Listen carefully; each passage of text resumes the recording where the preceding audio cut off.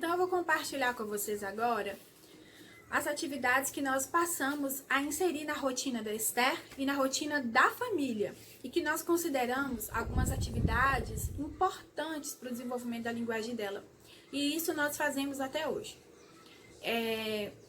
Essas atividades não é exatamente só para a criança. Tem atividades aqui que vão envolver nós também como papais e mamães, tá bom? Eu coloquei aqui 3 atividades e vou falando e comentando um pouquinho sobre elas. A primeira e mais importante, a mais importante que eu acho que para a Esther foi o divisor de águas.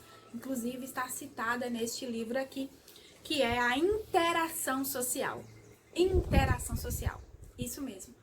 Então, a primeira coisa que nós fizemos com a Esther foi matricular a Esther na creche municipal, matricular a Esther na capoeira.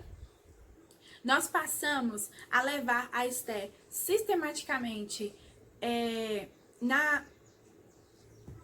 no culto infantil, nas quintas e nos domingos. Nós passamos a levar a Esther nos espaços da cidade, nas pracinhas da cidade, e também outras atividades envolvendo aniversários, festas comemorativas.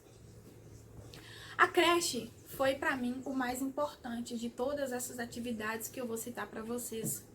Através da creche, a minha filha passou a ter mais rotina, a minha filha passou a ter contato com outras crianças e ela também passou a ter contato com atividades pedagógicas que são desenvolvidas naquele ambiente. A minha filha passou a aprender a se desenvolver, a se defender e a interagir, a se posicionar com outras crianças. Na capoeira também, sensacional, porque ali ela brinca, ela dança, ela faz os exercícios da maneira dela, ela é a mais novinha do grupo, mas eu percebi que isso também estabeleceu uma rotina muito importante e ela passou a ter contato com outras pessoas de diversas idades. O culto infantil, que isso é importantíssimo, né? Além da interação social, também tem atividades diferenciadas. E os aniversários e as festas comemorativas tem barulho, tem brincadeiras, tem pessoas novas. A interação social é o mais importante de todos. A Esther passou a ficar mais desinibida, mais atenta, mais esperta, com mais opinião, com mais decisão e começou a aprender muitas coisas com outros coleguinhas da idade dela. Outra atividade também, outra atitude que nós tomamos foi diminuir o tempo dela em frente à televisão. E nós passamos a gente já não dava, né? E a gente não dá ainda o celular para ela. Então a Esther ficava muito tempo na televisão. Isso, mamães, era algo que eu fazia, negativo para minha filha. Porque eu queria ocupar o tempo dela com a televisão para eu poder fazer o meu almoço, limpar a minha casa, fazer alguns trabalhos que eu trazia do meu serviço para cá, para minha casa. Então eu estava bastante sobrecarregada e uma válvula de escape era colocar minha filha de frente à televisão. Então ali ela fica calada, muito centrada na televisão e na televisão não se trabalha coordenação, movimento dos lábios, pouco se trabalha porque o que nós temos ali são figurinhas ilustrativas conversando. Não tem o contato social necessário, a brincadeira, o abraço, o beijo, o empurrão, o instinto de defesa, de proteção. Então, ela ficava muito tempo na televisão e tinha pouco tempo de interação social. Então, a gente cortou a televisão, passou a colocar, a gente não cortou de tudo, mas a gente diminuiu e ela assiste agora muito menos, muito pouco televisão. E também nada de celular. Pelo menos, cada família tem sua cultura e aqui em casa a gente não dá o celular. Eu passei a confeccionar ou comprar brinquedos educativos e pedagógicos. A gente comprava vários brinquedos já, mas a gente passou a dar prioridade aos brinquedos pedagógicos, os brinquedos que vão trabalhar coloca e tira, minha vez, sua vez, brinquedos mais coloridos que dá para trabalhar as cores, que na verdade é o método Montessori.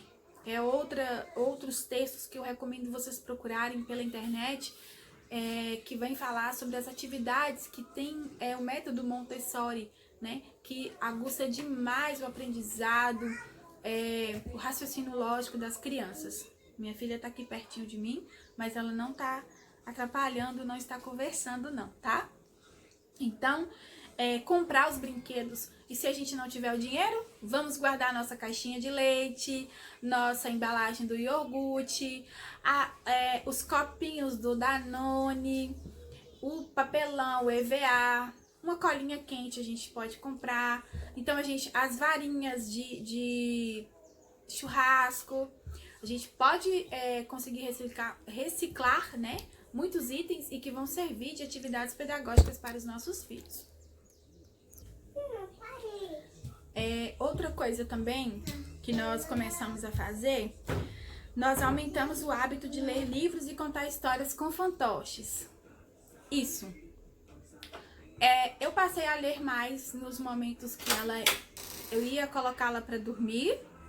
E em outros momentos, assim, que talvez ela não estava focada com outras atividades, então eu brincava de fantoche, fazia fantoche, comecei a fazer fantoches com as meias velhas que tem em casa, e ler bastante para ela. Às vezes eu deixava ela mesma folhear o livro, contar a sua própria historinha, mesmo que às vezes eu não estava entendendo o que ela estava falando, mas eu lia muito, e todas as vezes que eu lia, eu movimentava bastante os lábios.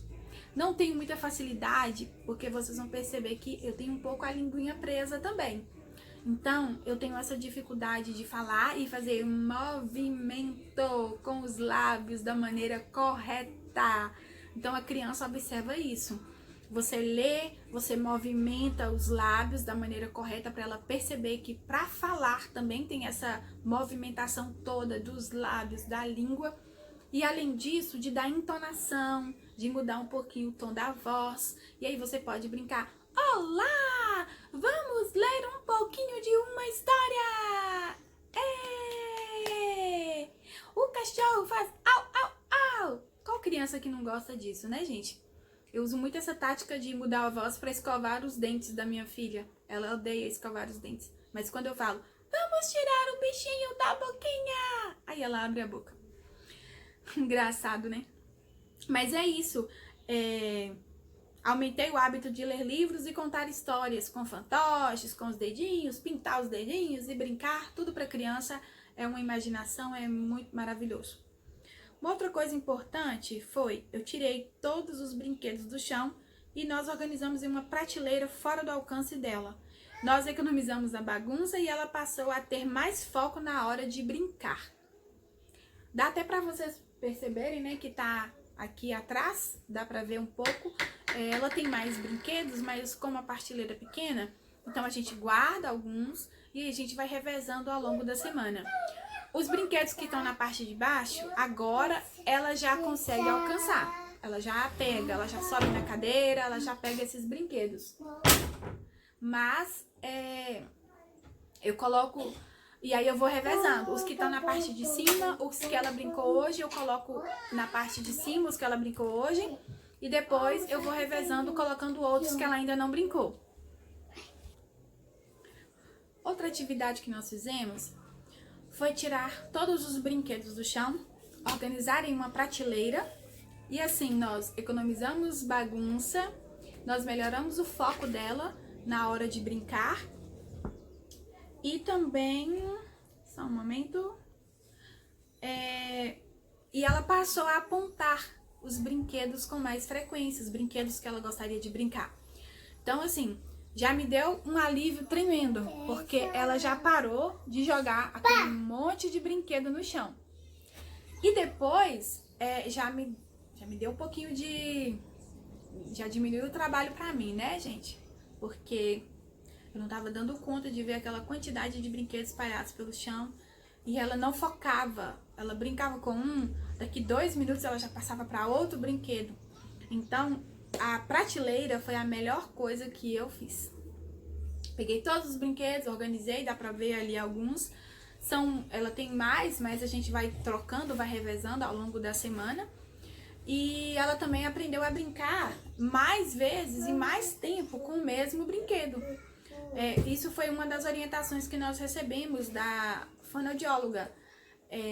Com uma consulta só, nós levamos uma única vez. Ela disse, mãe, é importante que ela brinque com o mesmo brinquedo pelo menos 3 formas, Por exemplo, o trenzinho, ela pode empurrar, ela pode fazer o som piuí, piuí, ela pode encaixar as pecinhas do trenzinho.